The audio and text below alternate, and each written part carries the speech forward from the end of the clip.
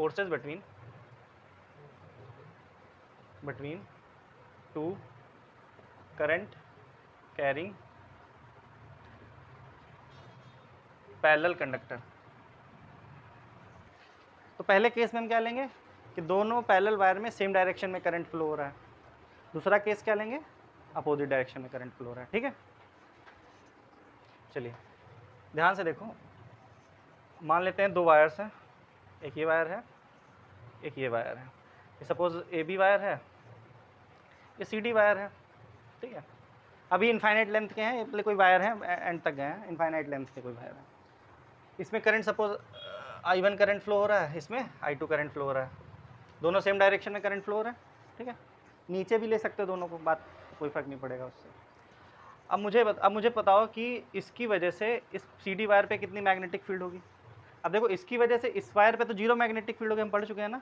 इसके बिल्कुल सेंटर में हमने पूरा एक क्वेश्चन करवाया था, जिस पूरी मोटाई में उसकी देखा था, तो उसके जस्ट कहते बीच में सेंटर पे, वायर के बिल्कुल सेंटर पे जीरो मैग्नेटिक फील्ड है। तो ये बिल्कुल वही सेंटर पे ही है, सपोज उसका सेंटर पॉइंट से हम बता रहे हैं रिस्पेक्ट में। तो इस पे जो मैग्नेटिक फील्ड होगी जीरो होगी, इस खुद के करंट की वजह से। इसमें मैग्नेटिक फील्ड किसकी वजह से होगी, I1 की वजह से लग रही होगी कुछ। अच्छा, मान लेते हैं इन दोनों के बीच की डिस्टेंस कितनी है, स्मॉल आर है। ठीक, दोनों वायर के बीच की डिस्टेंस स्मॉल आर है, तो इसकी वजह से कुछ मैग्नेटिक फील्ड इस पे लग रही होगी कि नहीं, इस वायर पे जो कि आर डिस्टेंस पे सिचुएटेड है, कितनी लग रही होगी। मान लेते हैं B1 है नाम, यहाँ पे मैं लिख दे रहा हूँ, magnetic field due to current carrying wire AB on wire CD।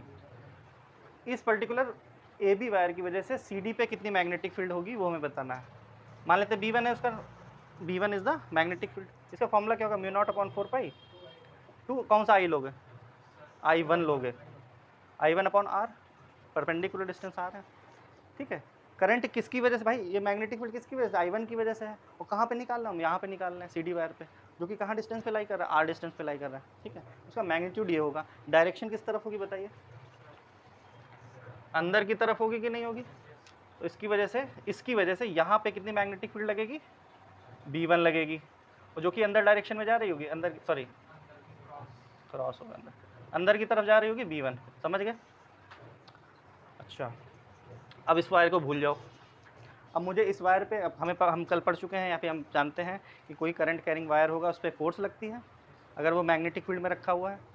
तो ये वायर किस मैग्नेटिक फील्ड में रखा हुआ है, B1 मैग्नेटिक फील्ड में रखा हुआ है। तो इस पर और इस वायर में करंट ऊपर की तरफ जा रहा है, तो इस पर फोर्स निकाल सकता हूँ, मैं निकाल सकता हूँ। देखो मैंने क्या बताया था, अब राइट हैंड का यूज़ करना है दूसरे तरीके से। मैग्नेटिक फील्ड अंदर की तरफ जा रही है, करंट ऊपर की तरफ जा रहा है, फोर्स किस तरफ आ रही है, इस तरफ आएगी कि नहीं आएगी। तो इस पर जो फोर्स लग रही होगी ये F2 लग रही है, फोर्स ऑन सेकंड वायर, इसलिए F2 नाम दे दिया मैंने। तो कंफ्यूज मत होना, B1 और F2 का सर, या वहाँ B1 ले लिया या F2 ले लिया। B1 इस वायर पे फील्ड किसकी वजह से है, इसकी वजह से है ना, तो इसलिए B1 नाम दिया है। B1 बस रिजेंबल कर रही है field due to AB on CD। ठीक है, और F2 is the force on CD second wire जो है। समझ गया, यानी F2 की डायरेक्शन किस तरफ होगी, इस तरफ होगी। F2 की वैल्यू क्या हो जाएगी, यहाँ पे लिख दे रहा हूँ, force on wire CD। F2 इसकी वैल्यू क्या हो जाएगी, ILV साइन थीटा फॉर्मूला होता है।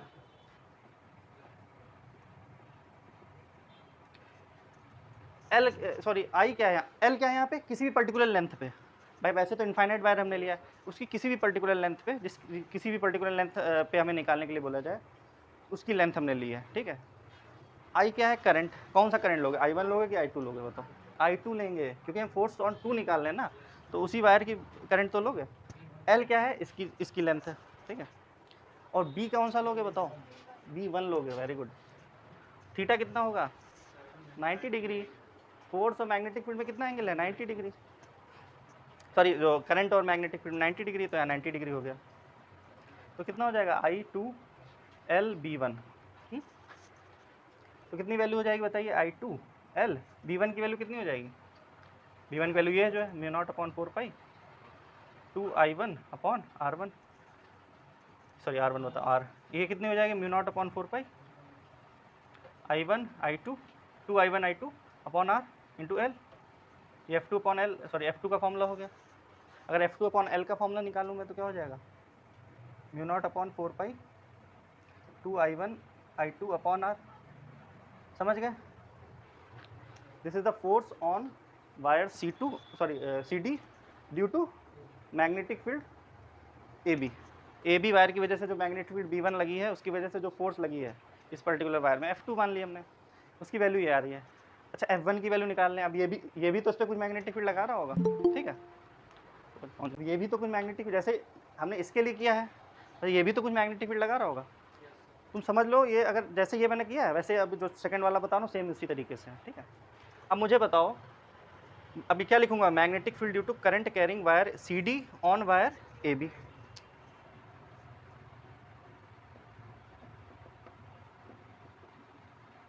Due to current carrying wire CD on wire AD, इसका नाम मैं लिख दूं B2 मैग्नेटिक फील्ड है। इसकी वैल्यू कितनी हो जाएगी, क्या होता है फॉर्मूला भाई, ये इनफाइनाइटली करंट कैरिंग वायर की वजह से क्या होता है, mu naught upon 4 pi 2 I2 upon R हो जाएगा कि नहीं हो जाएगा, करंट I2 लेना है क्योंकि इसकी वजह से किसी पर्टिकुलर पॉइंट पे डायरेक्शन क्या होगी बताइए, करंट ऊपर जा रहा है, मैग्नेटिक फील्ड बाहर आएगी कि नहीं इस वाले वायर पे, तो यहाँ पे मैंने एक डॉट से दिखा दिया B2 की वैल्यू हो गई है। अगर वेक्टर लगाना चाहो वेक्टर लगा सकते हो क्योंकि डायरेक्शन भी रिप्रेजेंट हो रही है। यहाँ पे फोर्स के ऊपर भी वेक्टर का साइन लगाना चाहो लगा सकते हो, ठीक।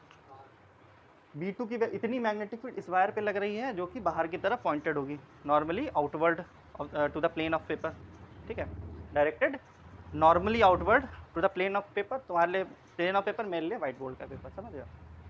अच्छा फोर्स ऑन इस मैग्नेटिक फील्ड में ये करंट कैरिंग वायर है तो इस पर फोर्स भी लग रही होगी कुछ, फोर्स ऑन वायर। ये बहुत इंपॉर्टेंट डेरिवेशन है भाई, बहुत बार पूछा गया है, उस पर न्यूमेरिकल भी पूछे जाते हैं और अच्छे आते हैं न्यूमेरिकल, ऐसे छोटे छोटे सिंपल सा नहीं दे देगा तुम्हें, 2 वायर दे दिए निकालो बैठ के, अच्छे क्वेश्चन आते हैं, सिंपल वाले तो कर ही लोगे। फोर्स ऑन वायर, हालांकि ये मुझे निकालने की ज़रूरत नहीं है, इसी के बराबर वैल्यू आएगी, देखना भी आगे चल के यही वैल्यू आएगी वापस, बस मैंने समझाने के लिए बता रहा हूँ। फोर्स ऑन वायर AB कितनी हो जाएगी, F1 मान लेते हैं, F1 की वैल्यू कितनी हो जाएगी, यहाँ पे देखो फॉर्मूला हमने यूज़ किया ILB साइन थीटा यूज़ किया है, यहाँ पे क्या I2, यहाँ पे I1 यूज़ करेंगे, I1 L B2 sine 90 degree. This is the F1 is the force on wire AB पे। अब देखो इस वायर पे देखो करंट कितना फ्लो हो रहा है I1, इसकी मैंने किसी L लेंथ के लिए, किसी पर्टिकुलर, वैसे तो इनफाइनाइट वायर मैंने माना है, इसी किसी भी लेंथ AB मान लेते हैं, लेंथ है इसकी, किसी भी पर्टिकुलर लेंथ पे कितनी फोर्स लग रही होगी, लेंथ उसकी ले ली जो भी जिस लेंथ पे मुझे निकालनी है। मैग्नेटिक फील्ड इस पर कौन सी लग रही है, B2 लग रही है, इस वायर की वजह से तो मैग्नेटिक फील्ड लग रही है इसलिए B2 लिया है। 90 डिग्री एंगल होगा मैग्नेटिक फील्ड और करंट के बीच में, ये बाहर आ रही है करंट ऊपर फ्लो हो रहा है, 90 डिग्री एंगल है, तो क्या हो जाएगा I1 L B2, I1 की वैल्यू कितनी है, L की ऐसे, B2 की वैल्यू क्या निकल के आई है, mu naught upon 4 pi 2 I2 upon R, तो क्या हो जाएगा F1 की वैल्यू हो जाएगी mu naught upon 4 pi 2 I1 I2 upon R into L। देखो यही फॉर्मूला आ गया कि नहीं, और इसको क्या लिख सकते हैं F1 upon L, force per unit length कितनी हो जाएगी, mu naught upon 4 pi 2 I1 I2 upon R, this is the required formula. Direction क्या होगी बताइए, अपने हाथों को रखना है बाहर की तरफ, अपनी जो पाम है, ठीक है, मैग्नेटिक फील्ड की तरफ, करंट ऊपर तरफ ले जाना है ऐसे, उधर साइड में अगर मैं बताऊं जाके तो फोर्स इस तरफ आ रही होगी कि नहीं, इस तरफ लगेगी, F1 किस तरफ लगेगी, इस तरफ। तो बताओ ये वाला वायर इसकी तरफ जाना चाहता है और ये वाला वायर इसकी तरफ जाना चाहे तो कैसी फोर्स है ये, अट्रैक्टिव हुआ कि नहीं। तो जब कभी करंट सेम डायरेक्शन में वायर में जा रहे होंगे तो उनके बीच में कौन सी फोर्स लगती है, अट्रैक्टिव फोर्स लगती है, ठीक है। यहाँ पे लिख दे रहा हूँ व्हेन, इसको लेफ्ट हैंड रूल से भी करके देखो भाई, आगे मुझे टेढ़ा पड़ रहा है, मैं भी करके बता दूंगा। When current in two wires is in between two parallel wire, लिखो parallel wire is in same direction, attract force between them, force between the wire is attractive. ये बात रखना याद, जब सेम डायरेक्शन में फोर्स होगी तो क्या होगा, अट्रैक्टिव लग रही होगी। ऑब्वियस सी बात है, जब अपोजिट डायरेक्शन होगी तो रिपल्सिव होगी। उसको करके दिखा देंगे, पहले इतना नोट कर डालो पूरा। अच्छा चलिए अब मैं बताता हूँ, पूरा डिराइव करके नहीं दिखा रहा हूँ, बस फॉर्मूला यही रहेगा, ना बी चेंज होगा ना F1, बस F1 की डायरेक्शन ही तो चेंज होगी, मैग्नीट्यूड कभी चेंज होगा नहीं होगा। और B1 का फॉर्मूला यही रखोगे हमेशा, और डायरेक्शन इधर उधर हो सकती है, कभी अंदर जा रही होगी, बाहर आ रही होगी, ठीक है। तो देखिए अब मैं क्या कर रहा हूँ, करंट को अपोजिट डायरेक्शन में फ्लो करवाऊंगा, देखेंगे फोर्स किस तरफ लग रही है। उसका जो भी कंक्लूजन आएगा आपको डायग्राम बनाना है, और उसका जो भी स्टेटमेंट होगा वो लिख लेना है, जैसे ये लिखा है। क्योंकि क्या होता है, कभी कोई जरूरत थोड़ी ना सेम डायरेक्शन में ही पूछ लिया जाए। जब अपोजिट डायरेक्शन में पूछ लिया तो चीज़ें ये लिखोगे यही लैंग्वेज, बस क्या है फोर्स की डायरेक्शन फिगर में दिखाओगे, ठीक है, वही चेंज होगी। तो डायग्राम ज़्यादा इंपॉर्टेंट है, थ्योरी आपको यही लिखनी है आपको हमेशा, ठीक है। देखो कैसे होगा, डायरेक्शन अपोजिट कर देते हैं करंट की, चाहे इसकी कर दो चाहे इसकी कर दो, कोई दिक्कत नहीं है।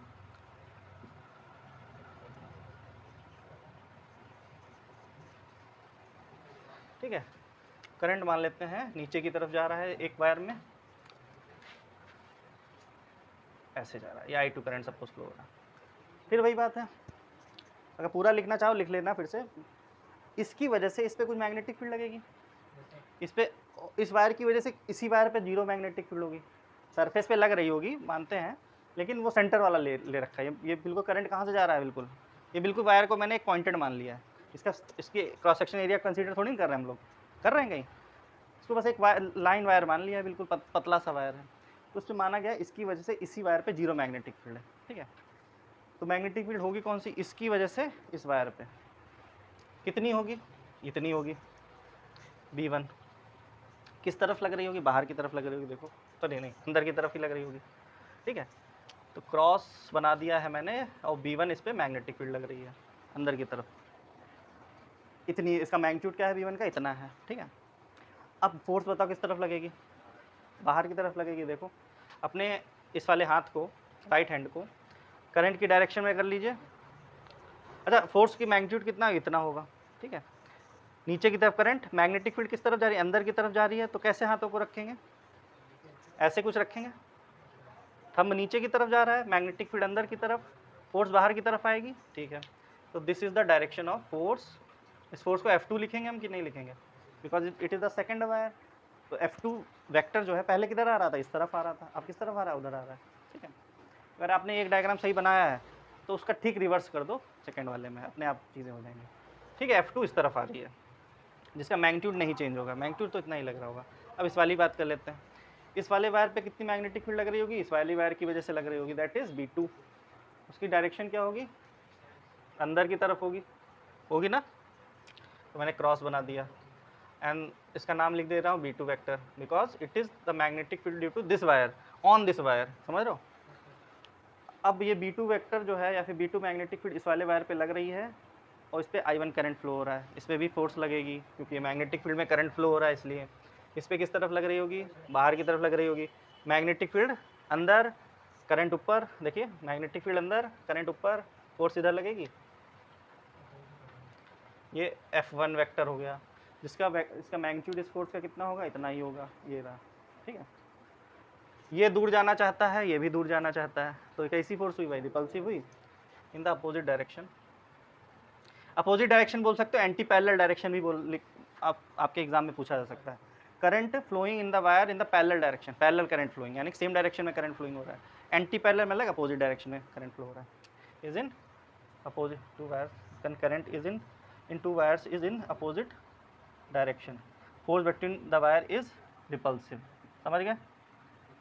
तो आपको क्या करना है, बस एक डायग्राम बना देना है ऐसा, और बस आपको बस बाकी चीज़ें वही लिखनी है। पूछा जा सकता है इस फॉर्मूले से कि 1 एम्पेयर को डिफाइन करो, कहा जा सकता है डिफाइन 1 एम्पेयर ऑफ करंट इस वाले फॉर्मूले से। तो देखो ज़रा ध्यान से, ये F1 अपॉन L, या फिर ऐसे करते हैं हम, इस वाला फॉर्मूला जो भी अगर मैं फॉर्मूले की बात करूँ उसके मैग्नीट्यूड तो वो तो सेम है, mu naught upon 4 2 I1 I2 upon R into L, general formula. Magnitude की बात करें, F1 M2 से मतलब नहीं है, क्योंकि दोनों F1 और F2 की वैल्यू तो सेम आ रही है, देखो फॉर्मूले में।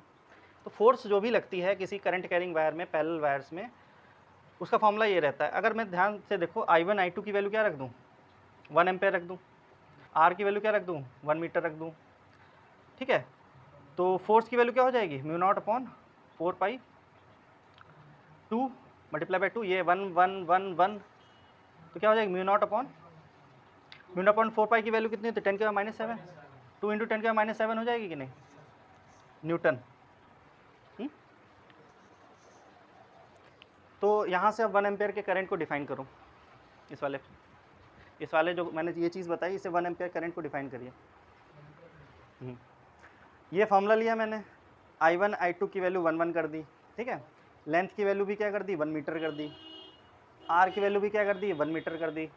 अब बताइए, अगर दो वायर्स में, दो पैरेलल वायर्स में करंट 1 एम्पेयर का फ्लो तब होगा अगर उन दो वायर्स के बीच में, या फिर ऐसे समझो, अगर दो वायर्स 1 मीटर की डिस्टेंस पे हैं एक दूसरे से और एक दूसरे पे फोर्स लगा रहे हैं, वो 2 इंटू 10 के पावर -7 न्यूटन की लगा रहे हैं। अब वो रिपल्सिव भी हो सकती है, अट्रैक्टिव भी हो सकती है। दो वायर्स जो कि 1 मीटर अपार्ट हैं और उन पे फोर्स लग रही है per metre, force per unit length कितनी लग रही है, 2 इंटू 10 के पावर -7 न्यूटन की लग रही है फोर्स। तो उन वायर में करंट कितना फ्लो हो रहा होगा, 1 एम्पेयर का। समझ गए, क्या बताया बताओ।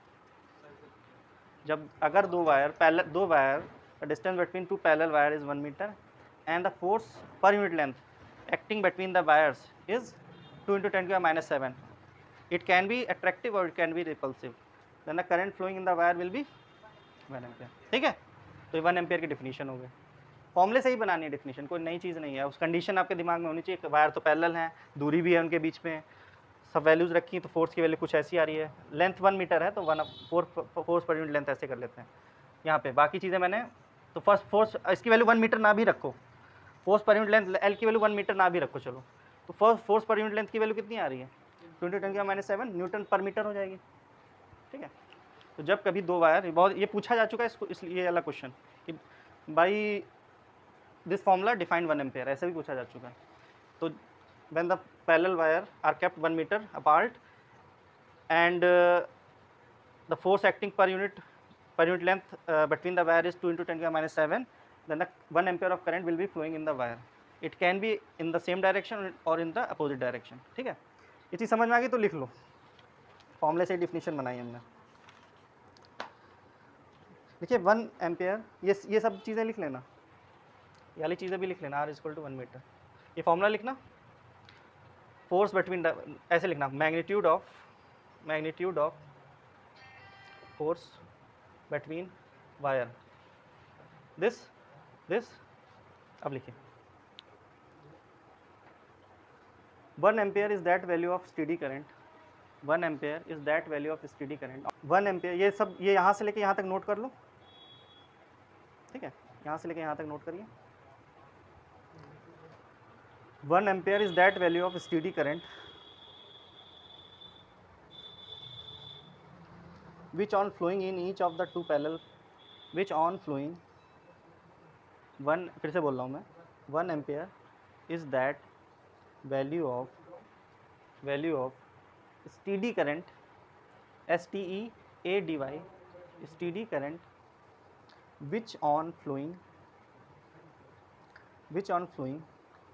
in each of the two parallel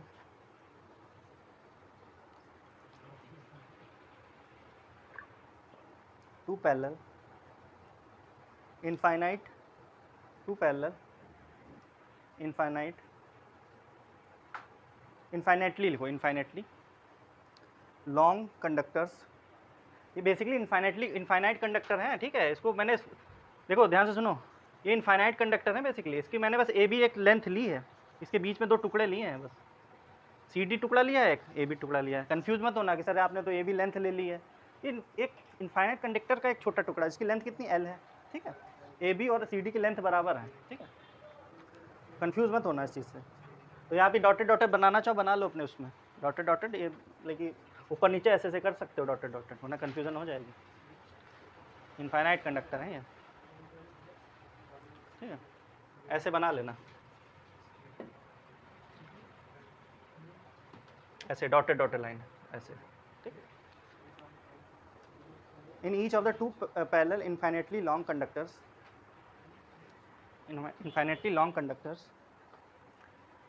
of negligible cross section, of negligible cross section. इसकी मोटाई हमने ली है, क्यों? इसका हमने क्या बताया था शुरुआत में, इसकी हम इसका क्रॉस सेक्शनल एरिया नहीं ले रहे हैं, नेग्लिजिबल क्रॉस सेक्शन एरिया है, क्योंकि उसमें क्या हो जाता कि सरफेस पे ज़्यादा वैल्यू लग रही होती है, सेंटर पे जीरो लग रही होती है। हमने ग्राफ बनवाया था ना एक ऐसा, कुछ ऐसा ग्राफ बनवाया था, याद करो, कुछ ऐसा फिर ऐसा, तो वो नहीं ले रहे हम, उसकी क्रॉस सेक्शन हम कंसीडर नहीं कर रहे हैं। Negligible cross section placed in vacuum, और ये कहाँ रखा गया है? वैक्यूम में रखा गया, प्लेस्ड इन वैक्यूम, क्योंकि ये देखो म्यू नॉट फैक्टर आया, देखो ये म्यू नॉट फैक्टर आया हुआ है, तो वैक्यूम में रखा हुआ है इसको, ठीक है। तो म्यू नॉट किसके लिए कब लेते हैं? जब वैक्यूम होता है। Placed in vacuum at a distance of 1 metre from each other, 1 metre from each other, comma produces between them produces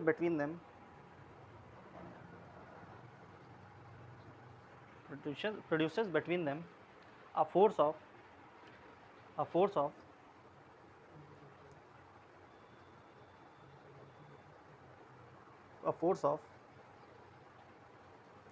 2 into 10 to the power minus 7 Newton per meter, 2 into 10 to the power minus 7 Newton per meter of their length, ठीक है।